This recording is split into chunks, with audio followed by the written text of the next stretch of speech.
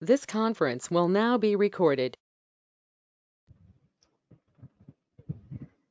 So, good morning everyone. Today's class is on postpartum hemorrhage.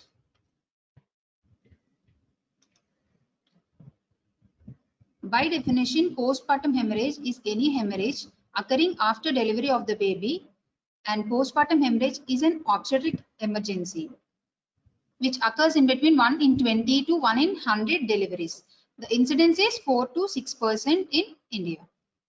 So quantitatively, by definition, it goes any blood loss which is more than or equal to 500 ml in vaginal delivery, because up to 500 ml we'll take it as normal in vaginal delivery, and more than or equal to 1 liter or 1000 ml in cesarean section. Up to 1000 ml we'll take it as normal. For any normal vaginal delivery, it goes up to 300 ml. If it is more than 500 or equal to 500, we will take it as postpartum hemorrhage, or 10% fall in hemoglobin concentration as compared to her pre-labor values. If there is a fall of 10% in hemoglobin concentration, then we will take it as postpartum hemorrhage. This is quantitative definition. WHO's definition is blood loss of more than 500 ml in vaginal delivery and more than 1 liter at cesarean delivery. And American guidelines give more than 10% fall in hematocrit, as we have already seen the quantitative definitions. So actually in clinical practice, what is postpartum hemorrhage is any amount of bleeding from or into the genital tract following the birth of the baby up to the end of puerperium, which adversely affects the general condition of the women, which can be evidenced by signs like tachycardia and fall in blood pressure. So this is the clinical definition which we follow for postpartum hemorrhage. That is any amount of bleeding from or into the genital tract following birth of baby up to the end of puerperium, which adversely affects the general condition, which can be evidenced by tachycardia and fall in BP. So coming to the etiologies and types of postpartum hemorrhage, it is primarily two types. One is primary postpartum hemorrhage and secondary postpartum hemorrhage. In primary postpartum hemorrhage, again there is third stage excessive bleeding and true postpartum hemorrhage. What is primary postpartum hemorrhage? This excessive bleeding, what we have already discussed, which occurs within 24 hours of delivery, then we will call it as primary postpartum hemorrhage. If it occurs after 24 hours until 12 weeks after delivery, that is puerperium, then we will call it as secondary postpartum hemorrhage. So in primary postpartum hemorrhage, again we will classify into third stage excessive hemorrhage and true postpartum hemorrhage. Third stage is before the delivery of the placenta, excessive bleeding which occurs after the delivery of the baby and before the delivery of placenta. Then we will call it as third stage hemorrhage, and after delivery of placenta we'll call it as true postpartum hemorrhage. So why are we more concerned about this postpartum hemorrhage? Because in India, the maternal mortality rate, 1/3 of maternal mortality rates goes with postpartum hemorrhage. So 35 to 36, nearly 1/4 to 1/3 maternal deaths worldwide occur due to postpartum hemorrhage, and in India it goes up to 35 to 56%. Therefore, we are more concerned about postpartum hemorrhage, which we have to anticipate even antenatally and intrapartum, and you should take proper protocols. You should follow proper protocols to prevent it, and if it happens, you have to manage it properly. So these are the etiological factors for postpartum hemorrhage. The most common being uterine tone. Uterine tone is uterine atonicity, maybe due to overdistension of uterus or usage of uterine relaxants like tocolytics prior to delivery and previous or past history of postpartum hemorrhage.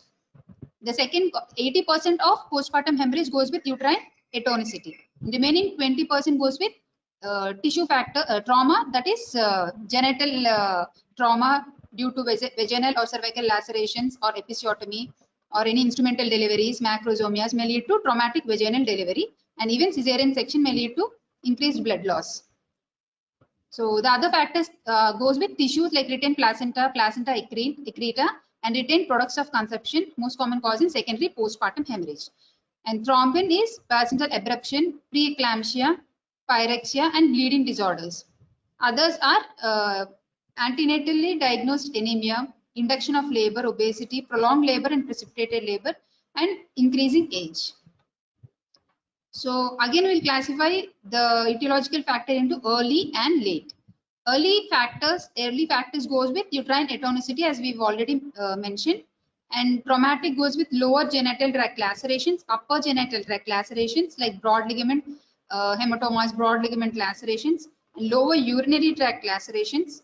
And tissue factors includes retained products of conception and placenta accreta syndrome, that is invasive placentation, which goes with placenta accreta, increta, and percreta according to the depth of the invasion into the myometrium and the serosa of the uterine wall. Uterine rupture, uterine inversion, and finally the thrombin factor coagulopathy. And late factors which are taken into etiological features are infection, retained products of conception, placental site sub-involution of uterus, and coagulopathy. These late features goes with secondary PPH. So what are the risk factors and which women goes into postpartum hemorrhage? We have to anticipate even prior to delivery. So these are the risk factors which we should keep in our mind so that we can actively manage the case and prevent the prevalence and incidence of postpartum hemorrhage. And the risk factors goes with uterine overdistension.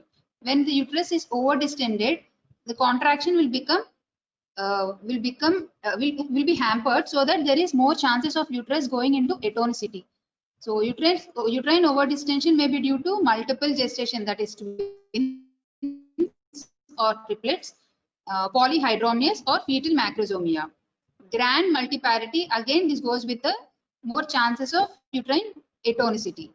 Antepartum hemorrhage. During antepartum, placenta, low-lying placenta or abruption have a higher chances of postpartum hemorrhage. And induction of labor. Induction of labor again have a chances of uterine atonicity. And using of anesthesia drugs like halothane, isoflurane, enflurane, and nitroglycerin will cause uterine relaxing or uterine tone gets reduced. Therefore, again, it is a major factor for uterine atonicity. Mismanaged third stage of labor. In the absence of trained skilled birth attendant, the third stage of labor shouldn't be managed actively. If it is managed due to undue pulling of the placenta, there is a high chances of placental there is a high chances of uterine inversion, uterine rupture, and even retained placental bits.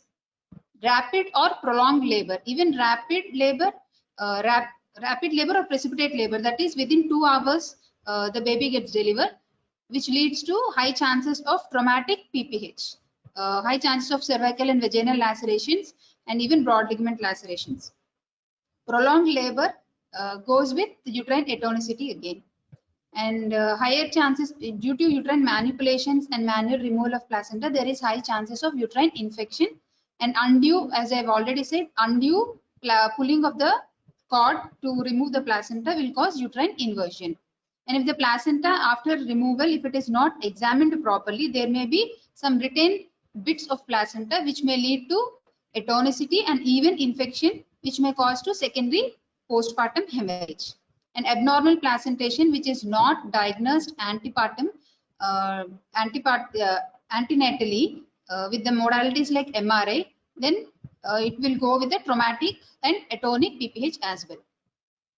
Anemia which is not diagnosed and treated antenatally will go, even minor blood loss will lead to a major changes in the general condition of the women. So even minimal, even less than 500 ml of blood loss in an anemic patient will lead to a deterioration of the general condition of women in the postpartum period, which leads to postpartum hemorrhage. As we have already said, clinically the definition goes by any amount of blood loss which will deteriorate the general condition of women, which is evidenced by increased heart rate, that is tachycardia, and decreased blood pressure.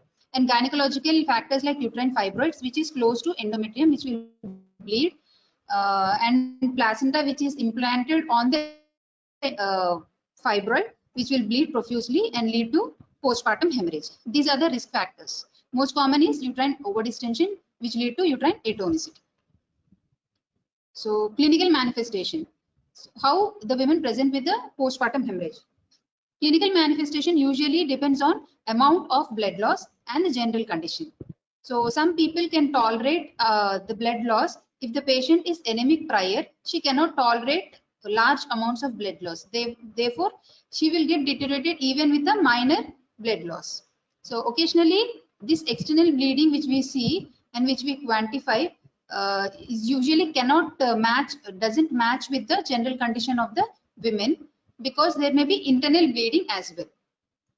Or due to uterine atonicity, the blood gets accumulated in the uterine cavity and it clots in the uterine cavity, making the uterus more relaxed. So coming to the general signs of hemorrhage, usually the woman becomes restless, sweating with air hunger, and increased pulse rate, that is tachycardia, and low blood pressure goes with hypotension. If you can see the woman, she looks very pale as white. Patient becomes anxious and complains of thirst due to dehydration. In extreme cases, she usually goes to a syncope and death if she is not properly treated. And on examination, usually tachycardia, shallow respirations. On per-abdominal examination, if you can see, 80% causes is due to uterine atonicity. Therefore, uterus, you will feel a flabby, enlarged uterus. You can feel the uterus up to umbilicus, even above the umbilicus. So how you diagnose the case? If the women on bimanual examination of the uterus, you can confirm the tone of the uterus. So you can differentiate atonic PPH from traumatic PPH. If the uterus is large and flabby above the umbilicus, then you can go for an atonic diagnosis as a atonic uterus, and you can start her on uterotonics. If you can feel on bimanual examination contracted uterus even with the increased blood loss, then you have to check for any genital tract trauma to rule out any traumatic causes. If there is no genital tract trauma and the uterus is well contracted, then you have to rule out the coagulopathies or any thrombin deficiencies. So how you will prevent this postpartum hemorrhage, and how you will anticipate which patient will go to a postpartum hemorrhage. So generally during antenatal period, one should improve the health status of the women. If the patient is anemic, that has to be corrected even prior to term. High risk patients like patients with preeclampsia or diabetes mellitus, multiple gestation, macrosomia, and these high risk patients should be delivered in tertiary hospitals with well equipped centers where all the facilities are available. And blood grouping and RH typing should be done prior, and blood should be arranged even before onset of labor. And placental localization should be done by ultrasound. If it is low lying and anterior, then with a history of previous cesarean section, then you have to rule out the adherent placenta. If there are any signs of adherent placenta, then you have to go for an MRI to differentiate accreta, increta, and percreta. During intrapartum period, atonic PPH can be prevented by careful monitoring and risk factors assessment in the antenatal period as well. So you have to go with an active management of third stage labor. Wait for spontaneous placental separation during cesarean delivery. This is actually older one. And prolonged postpartum oxytocin infusion in high risk features. So what is active management of third stage of labor? Active management of third stage of labor is uterotonics, that is administration of oxytocin 10 units intramuscularly as soon as baby is delivered. If there is a skilled birth attendant available, then she will go for a controlled cord traction. If the birth is not attended by a skilled birth attendant, then controlled cord traction is not recommended. And sustained uterine massage is not recommended if you start her on uterotonics. You have to assess the uterine tone by per-abdomen examination. Even in cesarean section, one should go for a controlled cord traction method for removal of placenta. Coming to management, prevention, like we've already mentioned, good antenatal care and risk stratification of the women even before intrapartum period, and advise her to get delivered in a center where all the facilities are available, and intrapartum care will reduce the incidence of postpartum hemorrhage. Antenatal period, as we have already said, general nutrition like correction of anemia should be done, and general nutrition of the nutrition state of the patient should be enhanced, and all pregnant women must have the blood grouping and RH typing done even prior to the onset of labor. If PPH is anticipated according to the risk factors, compatible blood should be available. So multiparous with polyhydramnios, multiple pregnancies, history of APH and history of PPH, and any patient with risk factors of PPH should one should start uterotonics even 4 to 8 hours after delivery of the baby. So these are the factors for prevention of delivery with a skilled birth attendants. And if a traditional birth attendant is attending a delivery, then she shouldn't go for a controlled contraction method, and arrange for all the medical uterotonics for managing uterine tone, proper charting of a partogram so that a prolonged labor and undue prolongation of the labor can be prevented, and active management of third stage of labor, as we have already said, administration of uterine uterotonics, controlled contraction, and assessment of uterine tone per abdominal. So management of postpartum hemorrhage includes first resuscitation and treatment of underlying cause. Both of them, the resuscitation and treatment goes hand in hand. So we can't first resuscitate the patient and then you can treat the patient. So both you simultaneously you have to resuscitate and treat the underlying cause. So this is the mnemonic we'll give for the treatment of postpartum hemorrhage. Hemostasis. Hemo goes with the general medical management and stasis is the surgical management. H goes with help. Help, assess the vitals, assess the blood loss, and resuscitate. E, establish the etiology, whether tone or traumatic or thrombin or any other causes, and ensure the availability of blood. Massage the uterus and oxytocin and prostaglandin. Specific surgical management goes with shift to OT, exclude tissue and traumatic factors. If they are excluded, goes with the uterine tamponade, and apply compression sutures, systemic pelvic devascularization, and interventional radiology for uterine artery embolization. Finally, the last resort being subtotal or total hysterectomy. So H goes with help. Call for a help. If you anticipate a postpartum hemorrhage, don't manage the patient alone. You just call for a senior obstetrician, senior anesthetist, and alert the ICU, theater staff, and blood bank for proper need.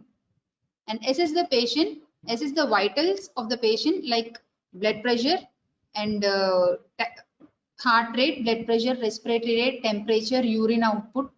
See, blood sample should be taken for blood grouping and typing, and cross matching also. Blood should be arranged properly, total count, coagulation screen, because if there is excessive blood loss, there is high chances of women going into a coagulopathy, that is DIC, disseminated intravascular coagulopathy, and renal and liver profile should be done, and electrolytes.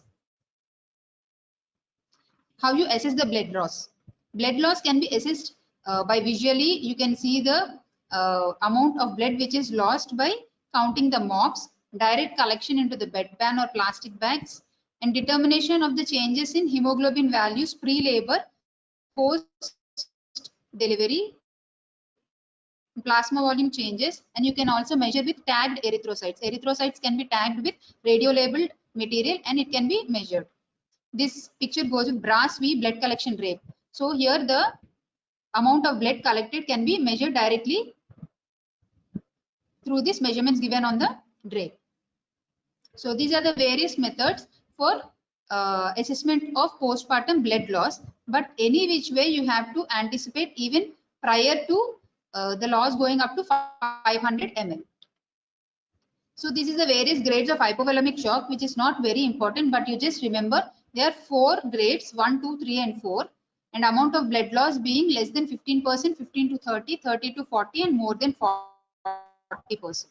You can see patient is normal in first stage of hypovolemic shock, and second stage patient becomes anxious with air hunger, and third stage patient becomes confused, and finally lethargic or unconscious even. And urine output, it is coming down from stage 1 to stage 4. So mild, moderate and severe shock. Again, shock can be assessed into mild, moderate and severe. In mild shocks, usually usually women looks pale. When you observe the tongue and buccal mucosa, women looks pale with cold and clammy peripheries and skin with increasing coldness. And moderate shock where blood supply to the organs get reduced, and to the kidney blood supply reduced, and it is depicted as oliguria or anuria, and decreased blood pressure, that is hypotension, mottling of skins of the extremities. In case of severe shocks, that is 40% or more blood loss, patient usually becomes restless and comatose. ECG and EEG abnormalities can be seen. So this is again the assessment of shock, the rule of 30. Systolic blood pressure fall by 30 mmHg, heart rate rises by 30 beats, respiratory rate rises more than 30 breaths per minute, hematocrit and HP drop by 30%, urine output of less than 30 ml per hour, and loss of 30% of blood volume. So this is again another parameter for assessing the shock, that is shock index, which goes with heart rate divided by systolic blood pressure. So finally, after assessing the status of the women, that is tachycardia, breathless, respiratory rate, heart rate, systemic blood pressure, then you have to resuscitate the women. Start her an oxygen mask 10 to 15 liters per minute. Secure IV cannulas, 2 large bore IV cannulas, 14 or 16 gauge cannulas should be placed. Keep the patient warm, and fluid should be started. Blood, as we've already said, blood should be sent for examination, like hemoglobin, and cross matching should be done, and blood should be arranged. Meanwhile, you have to start her on crystalloids. Up to 2 liters ringer lactate solution should be given. And when blood is arrived, then you have to start her on cross match blood sample. If the blood is not available, if the specific blood is not available, then you have to give her an O negative blood, and fresh frozen plasma if packed cells of more than 6 units is infused. Platelets are required if platelet count goes below 50,000, and cryoprecipitate is required if fibrinogen level goes below 100 milligrams per deciliter. In severe PPH, that is if blood loss of more than 40%, then you have to monitor the central venous pressure by keeping a central venous catheter, and ABG analysis should be done. So finally, after assessing, first ask for help, then assess the patient, then you have to establish the etiology. You have to examine the tone of the uterus by doing a per-abdominal examination. You have to check for any genital trauma, any retained placenta or placental bits, and if everything is ruled out, then go for a coagulopathy. An intact, empty, contracted uterus. Contracted will rule out uterine atonicity. Intact will rule out any traumatic PPH, and empty will rule out any retained placenta or tissue. And if in case an empty, intact, contracted uterus bleeds, then you have to go for a coagulopathy cause. So again, a gist, what you have to do when you diagnose a PPH, just call for an extra help. Put or secure 2 large bore IV cannulas. Keep the patient flat and warm. Send blood for full blood count. Group cross match and make blood arranged, and diagnostic tests like renal function and liver function test. Coagulation screen should be done, which includes fibrinogen and platelets, and asked to arrange at least 2 units of blood, and infuse rapidly 2 liters of normal saline when you wait for the blood to get arranged. Give oxygen by mask at the rate of 10 to 15 liters per minute, and start oxytocin if you diagnose a uterine atonicity by 20 units of oxytocin in 500 or 1 liter of normal saline at the rate of 60 drops per minute. Transfuse blood as early as possible, and Foley's catheterization to be done to have a check on urine output. So while doing all this, you have to monitor pulse, blood pressure, temperature, respiratory rate, and urine output. After doing all this, you have to just you will do a uterine tone assessment.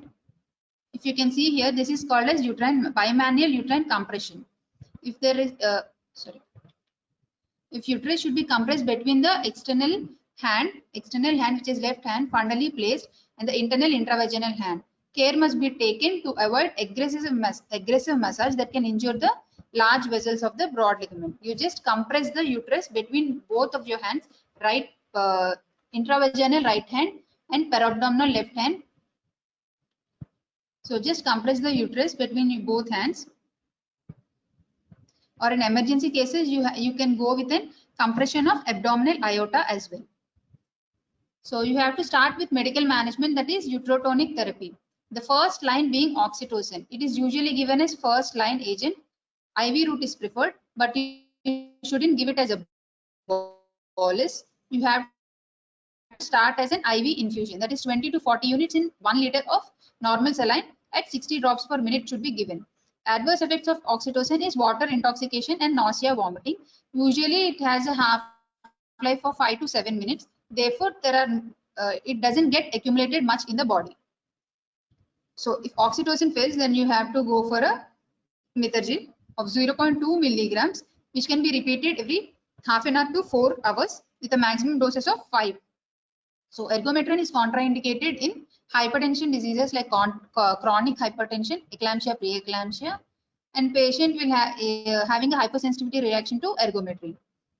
Even maternal heart disease, hypertension, vascular diseases, and TIA, ergometrin shouldn't be given because it will cause acute compression of vessels, which will aggravate the following conditions. So coming to first line, third medicine is carboprost. It is 15-methyl PGF2 alpha given as 250 micrograms IM. Up to 8 doses you can give with an interval of 15 minutes. Even carboprost can be given intramyometrically. So contraindications being asthmatics. It is contraindicated in asthmatics. So prior in your history, if the patient gives a history of asthmatic, you just avoid this carboprost. And finally, misoprostol.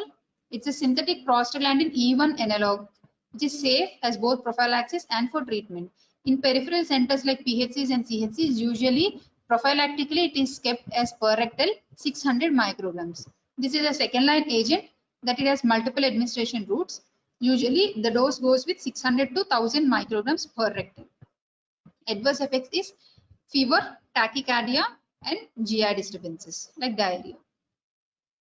So this is the gist of medical management. Oxytocin 20 units in 1 liter at 60 drops per minute.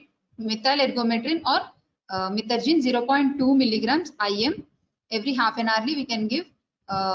Every half an hourly up to 5 doses you can go.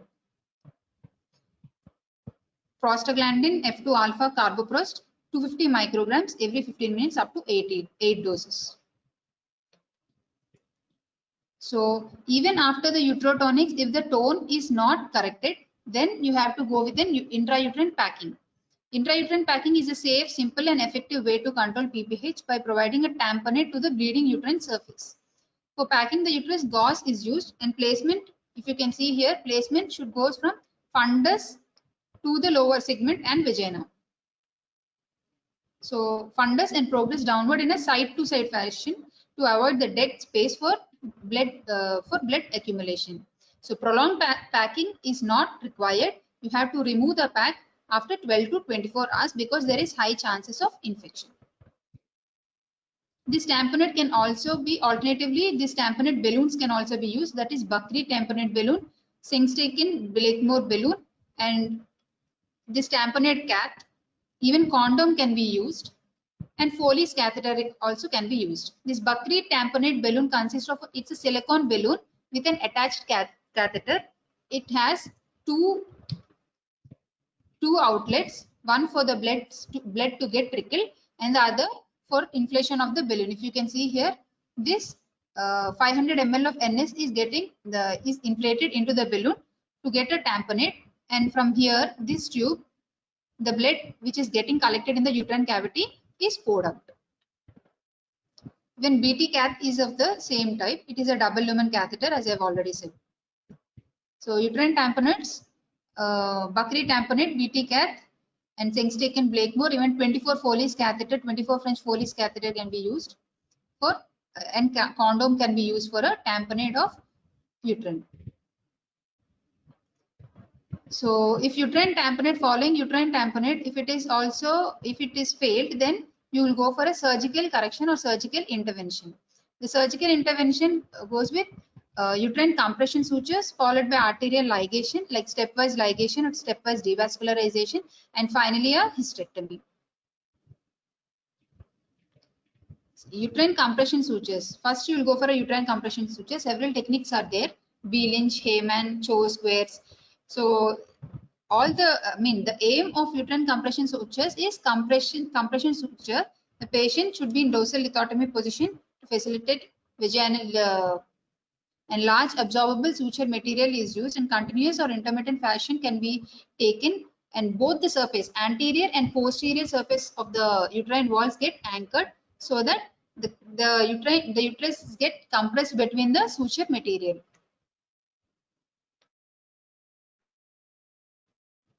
So this is the uterine sutures.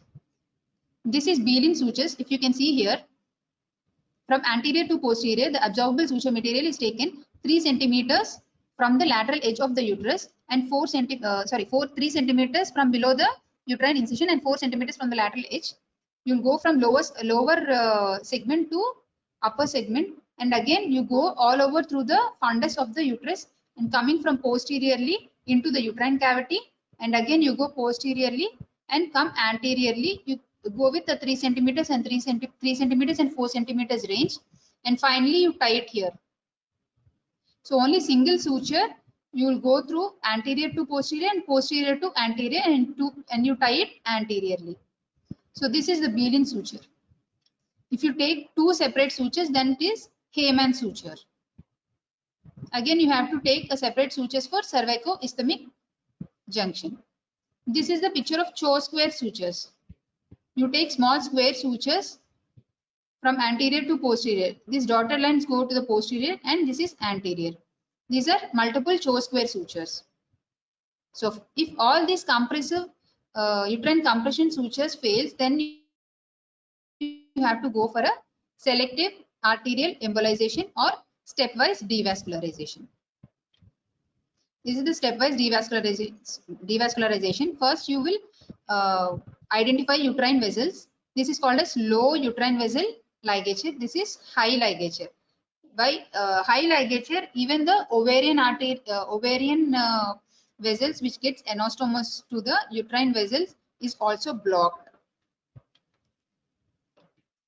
This is uterine artery ligation. Usually, we'll done it in postpartum hemorrhage. For hemorrhage from body of the uterus, and ligation of ascending branch of uterine artery. This is the ascending branch of uterine artery is ligated. So these are the steps of uterine artery ligation. First, you have to exteriorize the uterus. Uterus is taken out of the abdomen and fundus is tilted away from the side to be ligated. Here we are ligating and it is tilted away from the side to be ligated. And use a large curved tapered needle, and number 1 or 0 absorbable suture is used. And while ligating a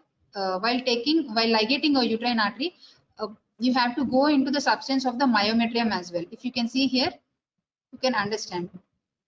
Therefore, you are not ligating the uterine vessel separately. You have to take it with the bite of the myometrium also, so that it will act as compression for the uterine vessels. So with the curved needle, you have to take a bit of myometrium from anterior to posterior and come through the dead space in the broad ligament, the free area in the broad ligament, and you have to tie it.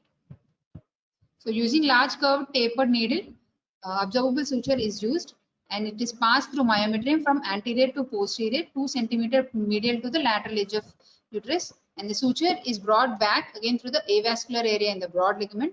It is tied 2 to 3 centimeter below the lower transverse caesarean incision. So to avoid any ureteric or bladder injury, and success rate is 80 to 95. It is accompanied by ovarian artery ligation as well. So even after uterine artery ligation, uterine blood supply is maintained with collaterals. So in uncontrolled atonic PPH, It is performed from ascending uterine arteries. If it is not controlled, then go for a utero-ovarian arteries arterial ligation. If this fails, then go for infundibulopelvic ligament vessels, and finally the internal iliac arteries. This is called as stepwise devascularization. Even ligation you can go, or otherwise the embolization. It is increasingly this we will do in this. Actually, interventional radiologists will do this arterial embolization. It is increasingly common therapeutic option for hemodynamically stable patient with postpartum hemorrhage and those whose fertility has to be preserved. Success rate 90 to 97%. First, diagnostic pelvic angiography is used to visualize the bleeding vessels, and then these gelatin platelets are placed into the vessels for occluding the respective vessels. So complications of uterine artery embolization are post-embolization fever, infection, ischemic pain, vascular perforation, and tissue necrosis. The last resort being the hysterectomy, but it shouldn't get late to take the decision for going for a hysterectomy. So either subtotal or total hysterectomy can be done. If the bleeding source is in the lower uterine segment like cervix and vagina, better to do a total hysterectomy. And subtotal hysterectomy is the one where cervix is left behind and taking the body of the uterus or corpus of the uterus, where chances of infection and chances of bowel bladder injury and ureteric injury is less, and it is a time-saving procedure. It is secondary PPH, which we have already talked about the definition. That is any postpartum hemorrhage after 24 hours of delivery and within 12 weeks of puerperium. It is called a secondary PPH. The main causes are retained placental tissues and infection like endometriosis and endomyometriosis. And rare causes goes with persistent gestational trophoblastic tissue disease and chronic inversion of uterus, any aneurysms and fistulas in the uterus. So today's class is, any doubts you can ask me.